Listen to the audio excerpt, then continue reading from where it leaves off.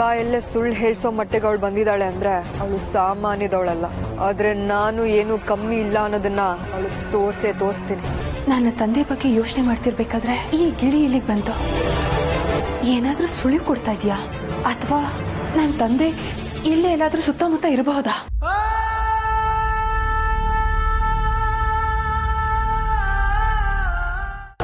ಬೇಗ ಬಾ ಶೇಷ. ಈ ಮೋಸಗಳಿಗೆಲ್ಲ ತಡೆ ಹಾಕೋದಿಕ್ಕೆ ನಿನ್ನಿಂದ ಮಾತ್ರ ಸಾಧ್ಯ. ಏನೋ ನಾಗಮಣಿ ನಮ್ಮನೇಲಿತ್ತ?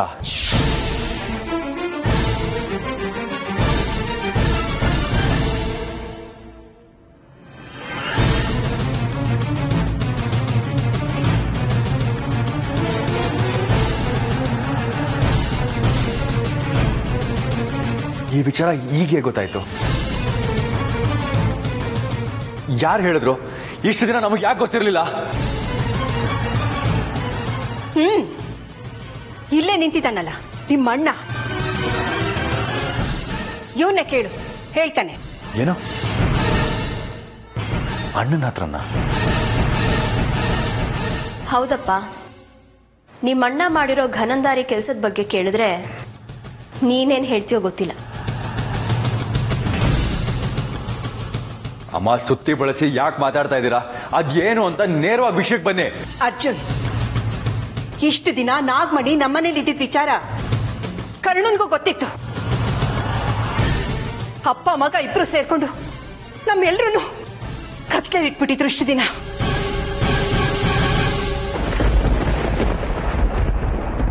ಅಣ್ಣ, ನೀನ್ ಹೀಗೆ ಮಾಡ್ತೀಯ ಅಂತ ನಾನು ಅನ್ಕೊಂಡಿರ್ಲಿಲ್ಲ. ಯಾಕೋ ಹೀಗೆ ಮಾಡ್ದೆ? ಮಾತಾಡೋ. ತಪ್ಪಾಗಿ ಹೋಯ್ತು ಅರ್ಜುನ್.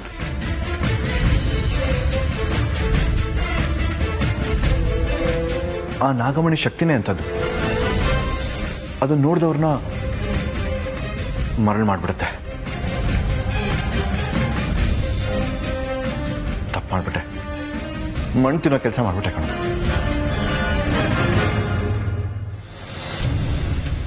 ಆದ್ರೆ ಈಗ ಅಪ್ಪ ಅದಕ್ಕಿಂತ ದೊಡ್ಡ ತಪ್ಪು ಮಾಡಕ್ ಹೊರಟಿದ್ದಾರೆ.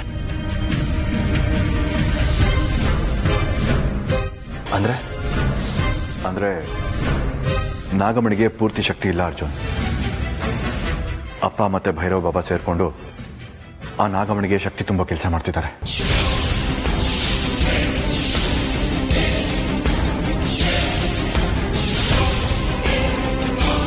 ಅದು ಅಲ್ಲದೆ ಅವರಿಬ್ರು ಸೇರ್ಕೊಂಡು ಅದನ್ನ ಯಾವುದೋ ರಹಸ್ಯವಾದ ಜಾಗದಲ್ಲಿ ಬೇರೆ ಮುಚ್ಚಿಟ್ಟಿದ್ದಾರೆ.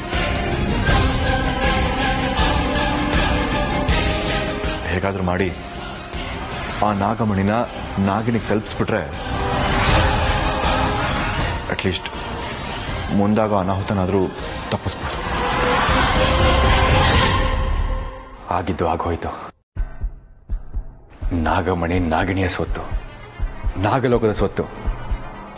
ಅದನ್ನ ಅನ್ಯಾಯವಾಗಿ ದೋಚಿರೋದಲ್ದೆ ಬಚ್ಚಿಟ್ಟಿರೋದು ಇನ್ನೂ ದೊಡ್ಡ ತಪ್ಪು.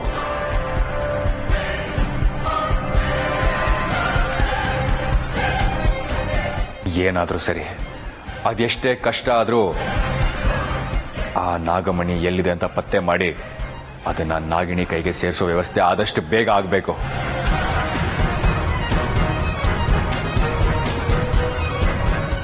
ಅಪ್ಪನ್ನ ಹೆದರಿಸಿ ಬೆದರಿಸಿ ಆದ್ರೂ ಈ ಕೆಲಸ ಮಾಡಲೇಬೇಕು.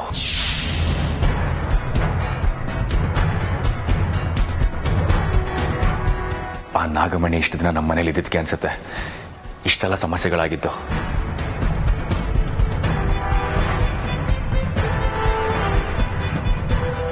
ಇನ್ನು ನೋಡ್ತಾ ಕೂರೋದ್ರಲ್ಲಿ ಯಾವುದೇ ಅರ್ಥ ಇರೋದಿಲ್ಲ.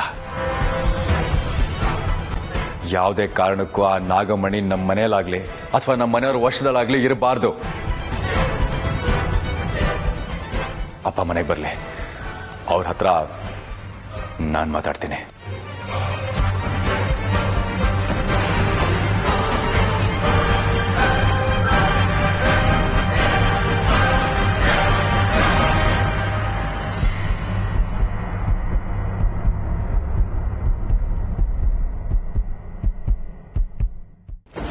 ಶೇಷ, ಶೇಷ ಎಲ್ಲಿದ್ಯಾ? ಶೇಷ ಬಾ. ಶೇಷ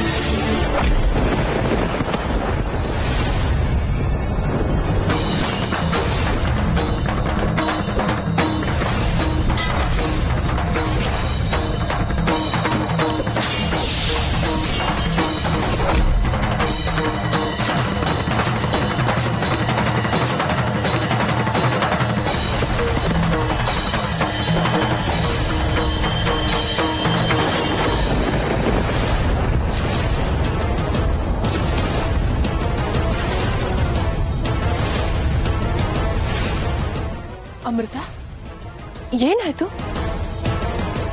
ಯಾಕಿಷ್ಟೊಂದು ಆತಂಕ ಧಾವಂತದಲ್ಲಿದ್ಯಾ? ನಿನ್ನ ಸ್ಥಿತಿ ನೋಡಿ ನನಗೆ ತುಂಬಾ ಸಂಕಟ ಆಗ್ತಿದೆ. ಹೇಳು ಅಮೃತ, ಏನಾಯ್ತು? ಯಾವುದು ಸರಿ ಇಲ್ಲ ಶೇಷ. ನಾವು ಅನ್ಕೊಂಡಿದ್ದ ಥರ ಏನು ನಡೀತಾ ಇಲ್ಲ. ಎಲ್ಲ ವಿಚಿತ್ರ ಘಟನೆಗಳು ನಡೀತಾ ಇದೆ. ಯಾವುದೋ ದುಷ್ಟಶಕ್ತಿಗಳು ನಮ್ಮ ಬೆನ್ನು ಹತ್ತಿದೆ. ಏನು ದುಷ್ಟಶಕ್ತಿಗಳ? ಅದೇನಾಯ್ತು ಅಂತ ಸ್ವಲ್ಪ ಬಿಡಿಸಿ ಹೇಳು ಅಮೃತ. ನನಗೆ ತುಂಬಾ ಆತಂಕ ಆಗ್ತಿದೆ. ನಾನವತ್ತು ಇಲ್ಲಿಂದ ಹೋದ್ಮೇಲೆ ಏನೇನೋ ನಡೆದೋಯ್ತು.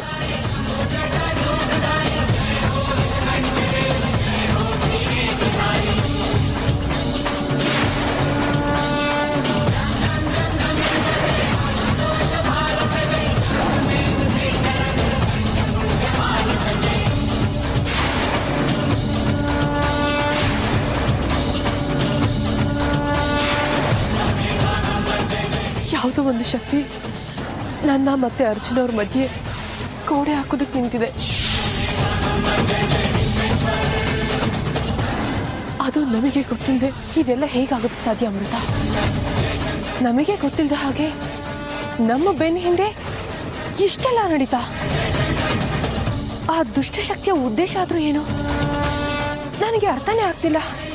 ಆ ದುಷ್ಟಶಕ್ತಿಯ ಉದ್ದೇಶ ಅರ್ಜುನ್ ಅವ್ರಿಗೆ ಹತ್ರ ಆಗೋದು.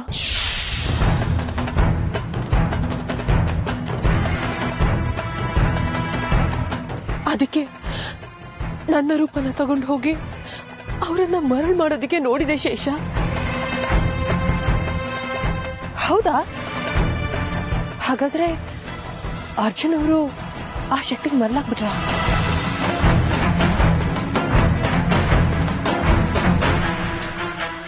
ಮಾತಾಡು ಮಾತಾಡು ಅಮೃತ.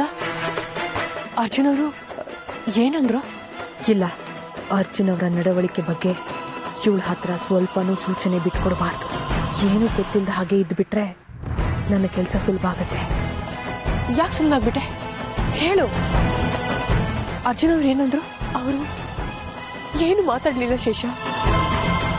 ಸುಮ್ಮನೆ ಮೌನಕ್ಕೆ ಶರಣಾಗ್ಬಿಟ್ರು. ಅರ್ಜುನ್ ಅವ್ರ ಮೌನನ ನನಗೂ ಅರ್ಥ ಮಾಡ್ಕೊಳ್ಳೋದಕ್ಕಾಗ್ತಿಲ್ಲ. ಒಟ್ಟಲ್ಲಿ ಅವರ ಸ್ವಭಾವ ವಿಚಿತ್ರವಾಗ್ತಿದೆ ಅಂತ ಅನಿಸ್ತಿದೆ.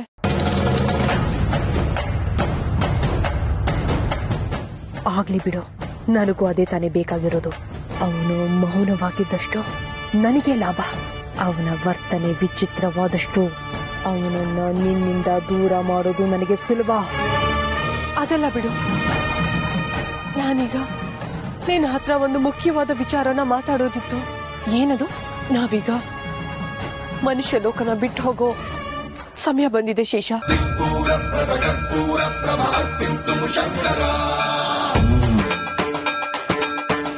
ಏನ್ ನಿನ್ ಮಾತಿನ ಅರ್ಥ ಅಮೃತ? ನಾವು ಈ ಭೂಲೋಕನ ಬಿಟ್ಟು ಹೋಗೋ ಸಮಯ ಬಂದ್ಬಿಡ್ತಾ? ಅಂದ್ರೆ ನಾವು ಇಷ್ಟು ದಿನ ಯಾವ ವಿಷಯಕ್ಕೋಸ್ಕರ ಕಾಯ್ತಾ ಇದ್ವು ಆ ಸತ್ಯ ನಮ್ಗೆ ಗೊತ್ತಾಗಿದೆ ಶೇಷ. ನಾಗಮಣಿ ಇರೋ ಸ್ಥಳ ಯಾವುದು ಅಂತ ಗೊತ್ತಾಗಿದೆ.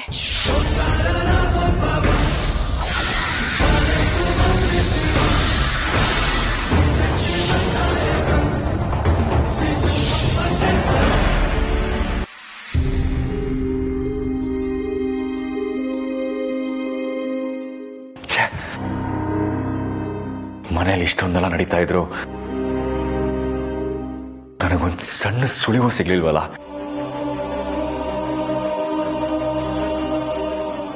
ಎಷ್ಟು ದೊಡ್ಡ ಪ್ರಮಾದ ಆಗೋಗಿದೆ ನಮ್ಮಿಂದ. ಇದನ್ನ ಹೀಗೆ ಮುಂದುವರಿಯಕ್ಕೆ ಬಿಡಬಾರ್ದು. ಅಪ್ಪ ಬಂದ ತಕ್ಷಣ ನಾಗಮಣಿ ವಿಚಾರವಾಗಿ ಅವ್ರ ಹತ್ರ ಮಾತಾಡಬೇಕು. ನಾವು ಮಾಡಿದ ತಪ್ಪನ್ನ ನಾವೇ ಸರಿಪಡಿಸ್ಕೋಬೇಕು.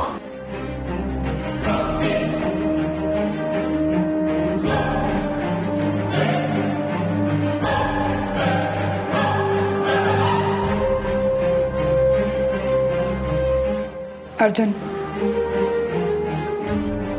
ಏನ್ ಮಯೂರಿ, ಏನಾದ್ರೂ ಮಾತಾಡೋದಿತ್ತ? ಒಂದು ಸತ್ಯ ಗೊತ್ತಾಗಬೇಕಿತ್ತು.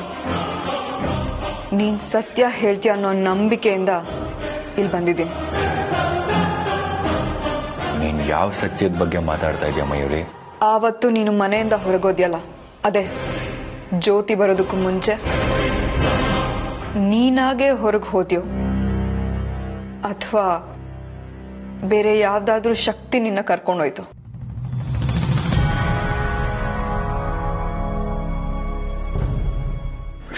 ಶಕ್ತಿನ? ಯಾವ ಶಕ್ತಿ? ಸುಮ್ಮನೆ ಏನೇನೋ ಮಾತಾಡ್ಬೇಡ ಮಯೂರಿ, ಅಂಥದ್ದೆಲ್ಲ ಏನೂ ಆಗಿಲ್ಲ. ಇಷ್ಟಕ್ಕೂ ನಿಂಗೆ ಯಾಕೆ ಈ ಅನುಮಾನ ಬಂತು? ನನಗೆ ಯಾಕೆ ಅನುಮಾನ ಬಂತು ಅನ್ನೋ ಪ್ರಶ್ನೆ ಈಗ ಬೇಡ. ನಿನಗೆ ಸುಳ್ಳು ಹೇಳಕ್ಕೂ ಬರಲ್ಲ ಅಂತ ನನಗೆ ಗೊತ್ತು ಅರ್ಜುನ್. ಎಲ್ಲಿ ನನ್ನ ಕಣ್ಣಲ್ಲಿ ಕಣ್ಣಿಟ್ಟು ನಿಜ ಹೇಳು. ಆವತ್ತು ನಿನ್ನ ಯಾವುದೋ ಶಕ್ತಿ ಮನೆಯಿಂದ ಕರ್ಕೊಂಡು ಹೋಯ್ತು ತಾನೆ?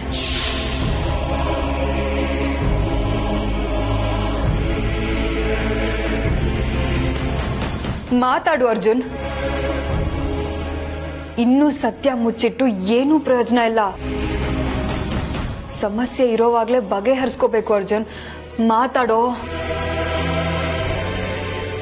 ಹೌದು ಮಯೂರಿ, ಆ ನಾಗಿಣಿ ನನಗೆ ಮೋಸ ಮಾಡಿ ಅಮೃತ ಅವ್ರ ರೂಪ ತಗೊಂಡು ನನ್ನನ್ನು ಇಲ್ಲಿಂದ ಹೊರಗೆ ಕರ್ಕೊಂಡು ಹೋಗಿದ್ಲು.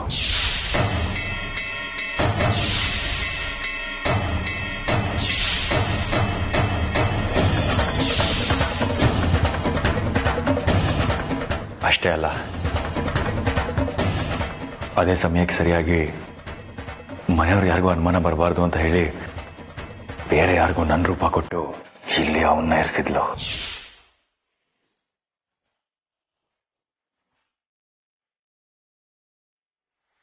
ಏನ್ ಹೇಳ್ತಿದ್ಯಾ ಅರ್ಜುನ್? ಅಲ್ಲ, ಇಷ್ಟೆಲ್ಲ ಆದ್ರೂ ಮನೆಯವ್ರಿಗೆ ಯಾವ ವಿಚಾರನೂ ಗೊತ್ತಿಲ್ವಾ? ಇಲ್ಲ, ಮನೆಯವ್ರು ಯಾರಿಗೂ ಗೊತ್ತಿಲ್ಲ, ಗೊತ್ತಾಗಬಾರ್ದು ಅಷ್ಟೇ.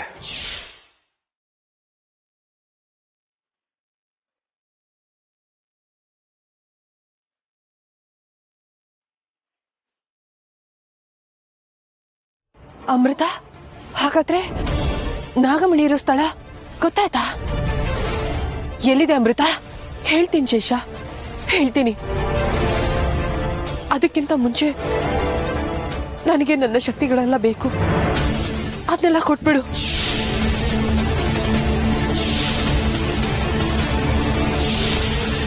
ಹೌದು ಶೇಷ, ಶಕ್ತಿಗಳಿಲ್ಲದೆ ನಾಗಮಣಿ ಹತ್ರ ಹೋಗೋದು ಅಸಾಧ್ಯವಾದ ಮಾತು. ನಾಗಮಣಿನ ಪಡ್ಕೊಳ್ಳೋದಿಕ್ಕೆ ನಾನು ನನ್ನ ಶಕ್ತಿಗಳ ಜೊತೆನೆ ಹೋಗ್ಬೇಕು. ಅದಕ್ಕೂ ಮೊದಲು ಈ ಮನುಷ್ಯ ಲೋಕದ ಸಂಬಂಧಗಳನ್ನ, ಬಾಂಧವ್ಯಗಳನ್ನ ಎಲ್ಲ ಕಿತ್ತು ಬಿಸಾಕಿ ಶುದ್ಧ ಮನಸ್ಸಿನಿಂದ ನಾಗಮಣಿ ಹತ್ರ ಹೋಗ್ಬೇಕು. ಇಲ್ಲ ಅಂದ್ರೆ ನಾಗಮಣಿ ನಮಗೆ ದಕ್ಕಲ್ಲ. ಅದಕ್ಕೆ ನನ್ನ ಶಕ್ತಿಗಳನ್ನೆಲ್ಲ ನನಗೆ ಕೊಟ್ಬಿಡು ಶೇಷ. ಹಾಗಾದ್ರೆ ನೀನು ಮನುಷ್ಯ ಲೋಕದ ಸಂಬಂಧಗಳನ್ನ ಶಾಶ್ವತವಾಗಿ ಕಿತ್ತು ಬಿಸಾಕೋದಿಕ್ಕೆ ಸಿದ್ಧ ಆಗಿದ್ಯಾ ಅಂದಾಗಾಯ್ತು.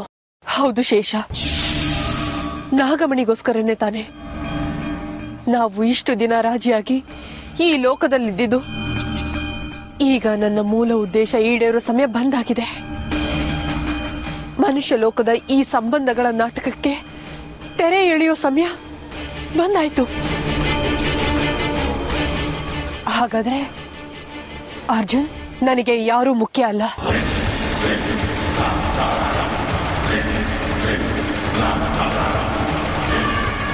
ನಾಗಮಣಿಯ ಮುಂದೆ ಮತ್ತೆ ಯಾವ ಸಂಬಂಧಗಳಿಗೂ ನನ್ನ ಮನಸ್ಸಿನಲ್ಲಿ, ಹೃದಯದಲ್ಲಿ ಜಾಗ ಇಲ್ಲ ಶೇಷ. ನಾಗಮಣಿ ಪಡ್ಕೊಳ್ಳೋ ನನ್ನ ಹೋರಾಟದ ಮುಂದೆ ಅರ್ಜುನ್ ಅವರು ಅಡ್ಡಿ ಆಗ್ತಾರೆ ಅಂದ್ರೆ ನಾನು ಅವರನ್ನು ಪಕ್ಕಕ್ಕೆ ತಳ್ಳೋದಿಕ್ಕೆ ಸಿದ್ಧ.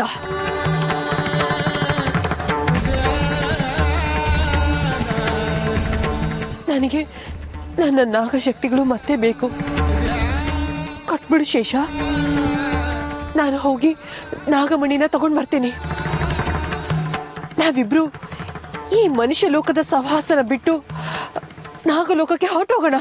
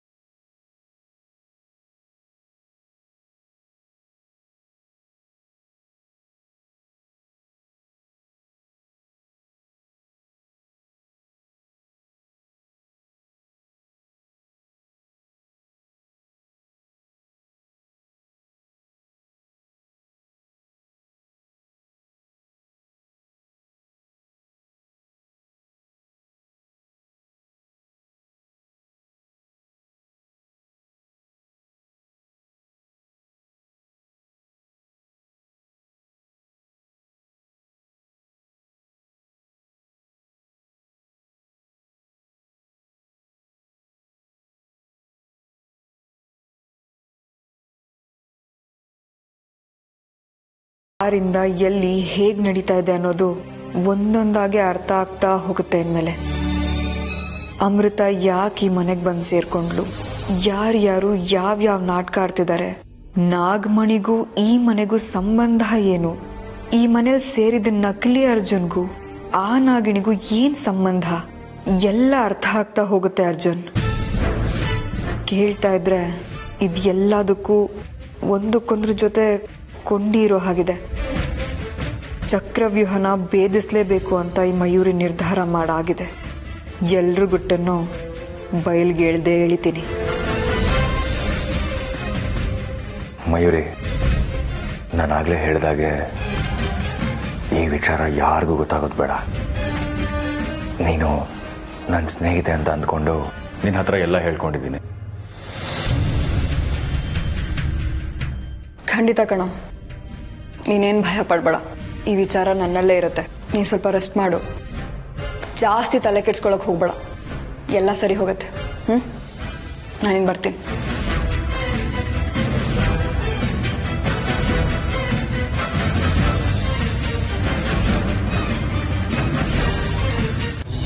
ಇವಳು ಹೇಳ್ತಾ ಇರೋದನ್ನ ನೋಡಿದ್ರೆ ಇವಳ ಮನಸ್ಸಲ್ಲಿ ಅರ್ಜುನ್ ಅವರಿಗೆ ಕೊಟ್ಟ ಸ್ಥಾನ ಕಡಿಮೆ ಆಗಿರೋ ಹಾಗಿದೆ. ಅದು ಅಲ್ಲದೆ ಇವಳಿಗೀಗ ನಾಗಶಕ್ತಿಗಳನ್ನ ಕೊಡೋದ್ರಿಂದ ನನಗೂ ಸಹಾಯನೇ ಆಗುತ್ತೆ. ಒಂದು ವೇಳೆ ಅಮೃತ ಮನಸ್ಸಲ್ಲಿ ಅರ್ಜುನ್ ಬಗ್ಗೆ ಮತ್ತೆ ಪ್ರೀತಿ ಬಂದ್ರು, ಹೇಗಿದ್ರು ಆ ಮನೆಗೆ ಸರ್ಪದಿಗ್ಬಂಧನ ಇರೋದ್ರಿಂದ ಇವಳಿಗೆ ಶಕ್ತಿಗಳನ್ನ ಕೊಡೋದ್ರಿಂದ ಮತ್ತೆ ಇವಳು ಆ ಮನೆಗೆ ಹೋಗೋದನ್ನ ಶಾಶ್ವತವಾಗಿ ತಡೆದ ಹಾಗಾಗತ್ತೆ. ಆ ಮನೆಯಿಂದ ಇವಳನ್ನ ದೂರ ಇಡಬೇಕಾದ್ರೆ ಇವಳು ಮನುಷ್ಯಳಿಗಿಂತ ನಾಗವಾಗಿದ್ರೆ ನನಗೂ ಸುಲಭ. ಹೇಗಿದ್ರು ಇವಳಿಗೆ ನನ್ನ ಮೇಲೆ ಯಾವ ಅನುಮಾನಗಳು ಬಂದ ಹಾಗಿಲ್ಲ. ಇವಳಿಗೆ ಇವಳ ಶಕ್ತಿಗಳನ್ನ ಕೊಟ್ಟು ಇಲ್ಲಿಂದ ಸಾಗ ಹಾಕಬೇಕು. ನಾಗಮಣಿ ತಗೊಂಡು ಇವಳು ನಾಗಲೋಕಕ್ಕೆ ಹೋದ್ಮೇಲೆ ಏನಾದ್ರೂ ತಂತ್ರ ಮಾಡಿ ಅರ್ಜುನ್ ಅವರಿಗೆ ಹತ್ರ ಆಗೋದಕ್ಕೆ ನನಗೆ ಸುಲಭ ಆಗತ್ತೆ. ಇವಳಿಗೆ ಶಕ್ತಿಗಳನ್ನ ಕೊಡೋದ್ರಿಂದ ನನಗೇನು ನಷ್ಟ ಇಲ್ಲ ಅನ್ಸುತ್ತೆ. ಯಾಕೆ ಯೋಚಿಸ್ತಾ ನಿಂತ್ಬಿಟ್ಟೆ ಶೇಷ? ನನ್ನ ಶಕ್ತಿಗಳನ್ನ ನನಗೆ ಮತ್ತೆ ವಾಪಸ್ ಕೊಡ್ತೀಯ ಅಲ್ವಾ? ಖಂಡಿತ ಅಮೃತ, ಎಷ್ಟು ಒಳ್ಳೆ ವಿಚಾರ ತಂದಿದ್ಯಾ.